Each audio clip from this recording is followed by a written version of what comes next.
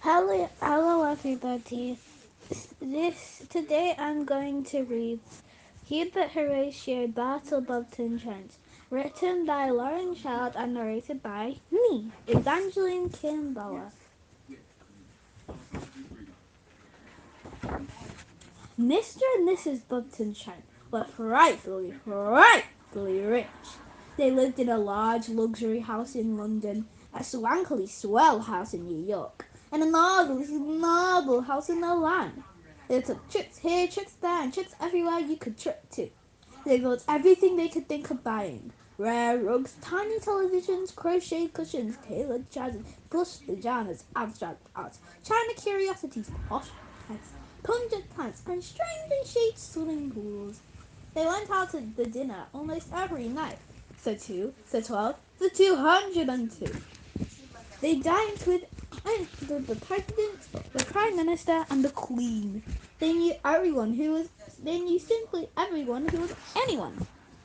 But after a while, they began to tire of the same old places and faces, and wanted to meet someone new. So they decided to have a child. Mr. and Mrs. Bobton Trent were delighted with him. They named it Hubert Horatio Bartle Bobton Trent. Most people called him Hubert Horatio Bobton Trent for short, or Hubert Horatio for extra short, but his parents simply called him H, because they could never quite remember the whole thing. Remembering things was not one of Mr. and Mrs. Bobton Trent's strong points. One day, when Hubert felt like he was old enough to tell his parents that he did not like to be called H, he telephoned down to the drawing room, where his parents were doing some light entertaining with the Elfington Learys. This was when everyone realized that 1-year-old Hubert could not only speak, but could also use a telephone. When Hubert was 2, Mrs. Bolton Trent unable to find a blanket, tucked in under a copy of the Whispering Weekly, her favourite gossip journal. Upon waking, Hubert read the magazine twice front to back and once back to front. This was when Hubert found out that he was a pretty good reader. One day, 1 year later, when the Lupton Trents were engaged in a furious game of dominoes with their friends and next door but one neighbours, the Davenport Martins, Hubert Horatio fell into the swimming pool. This was when 3-year-old Hubert discovered that he was a natural swimmer. In fact, Hubert Horatio Dalton Trent was a natural at almost anything, with the notable exceptions of cake baking and flower arranging. He really had to work at those two skills. Hubert very much enjoyed his parents' company, and so every night he would join them for for the join them for cocoa by making his way down 3 flights of stairs. Left at the marble bust of Madame Marcello, along the east wing corridor, right at the parted pod, up 2 flights of stairs, and then 3 small steps to his parents' bedroom door. His cocoa was always a little cold by the time he got there.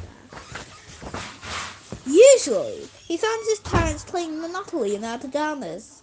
They took the game very seriously and seldom played without real money. Seldom means not very much. All 3 Bobton Trents were devoted games players and committed cocoa drinkers. Over the wall in the next door mansion lived the St. Bernards, pronounced Bernard, emphasis on Bernard. Like Mr. and Mrs. Bobton Trent, the St. Bernards also had one son who was a child genius. He was called Stanton Harcourt III and was Hubert's best friend and a keen table tennis enthusiast. Stanton Harcourt III was exactly as bright as Hubert Horatio. So together, the two of them were probably the most brainy person in whatever country they happened to be in at the time. Hubert and Stanton Harcourt III liked to spend time concocting experiments and discovering formulas in their homemade laboratory. Sometimes, just for the fun of it, they would multiply tricky fractions and then divide them by a difficult digit.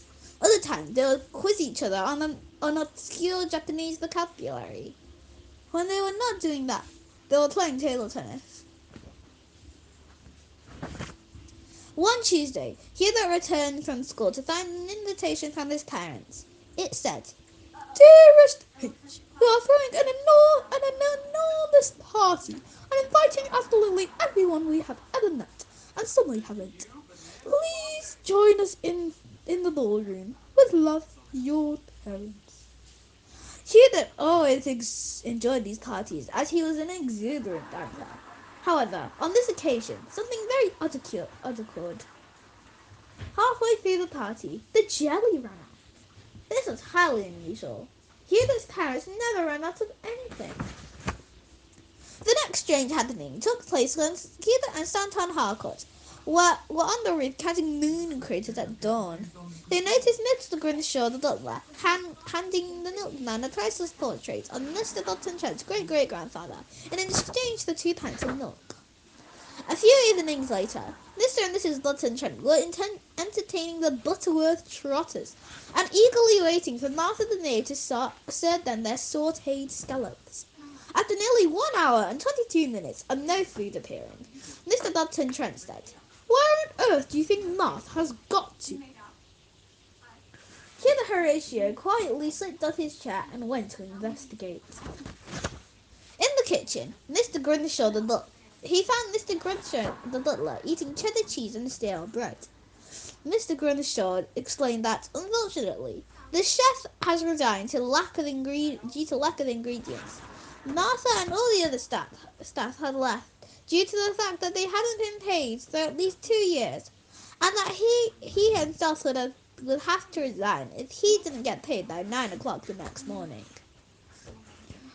The immediate puzzle of what to see the guests was solved by Hubert, who was a creative chef and quickly rustled cheese on toast for delicious. After serving it to his parents and guests, he went off to his room to see what funds he had in his personal piggy bank. There turned out to be no more than a paperclip and a slightly hairy cough drop. It dawned on Hubert that the Bobton Trent fortune was in a very bad way. There was none. Cleverly, he managed to sell a slightly broken table tennis bat, an ugly bedside lamp, and some back issues of the Whispering Weekly over the phone to his friend Elliot Snidgecobe, thus giving him enough cash to pay Mr. Grimshaw's wages. That night, unable to sleep, Hubert telephoned his best friend and algebra partner for some financial advice. After some 5.33 minutes of calculations, Stanton Harcourt announced that the only sensible way out of financial ruin was to sell the Bobton Trent family home. Hubert Horatio was horrified. His parents loved their beautiful mansion. How could they cope if they ever found out that they were no longer frightfully rich? What would happen to Mr. Grinshaw? And in any case, where would he put his table tennis table? The following day, they both came up with an ingenious solution. They decided to enter Mr. and Mrs. Bobton Trent in various games contests. Hubert's parents were champions of Chinese checkers and could beat anyone on the Scrabble board. The boggle was where they really excelled. They won everything. The problem was getting them to be serviceable with the prize money. More often than not, the Bobton Trents would celebrate, taking all the other contestants out to supper.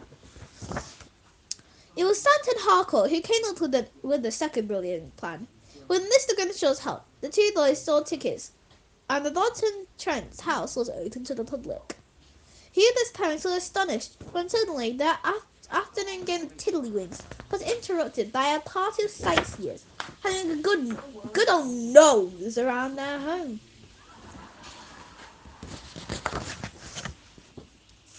Fortunately, Mr. and Mrs. Barton Trent was delighted by the unexpected guests, so much that they invited them back the and and of course, this added up to several hundred people, and just tea alone for several hundred adds up to several hundred.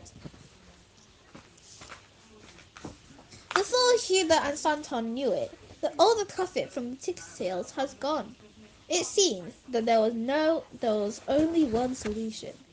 It was with a heavy heart that Hubert Horatio finally asked Grinshaw to drive himself and Santon Harcourt to the estate agent. After several nail-biting seconds, the agent said that he now had a home the Bobton Trents could afford. It was excitingly called 17B Plankton Heights. With great trepidation, Hubert went home to tell his parents the unfortunate news.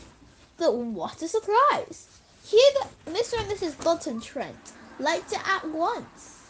For one thing, it had a great view, and for another, all the rooms were next door to each other. It was perfect.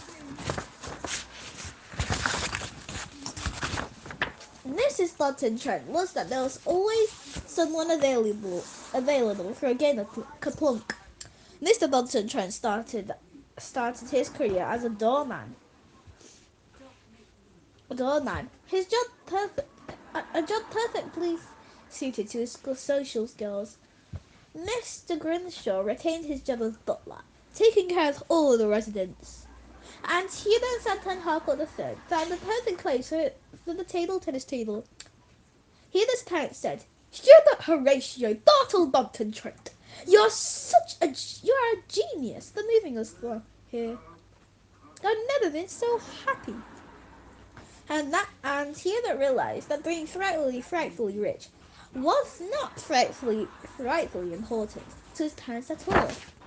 And for the first time ever, Hubert Horatio's cocoa was still warm by the time he had walked the short distance to his parents' room to say good night. And that's the end. Thank you for listening. Bye.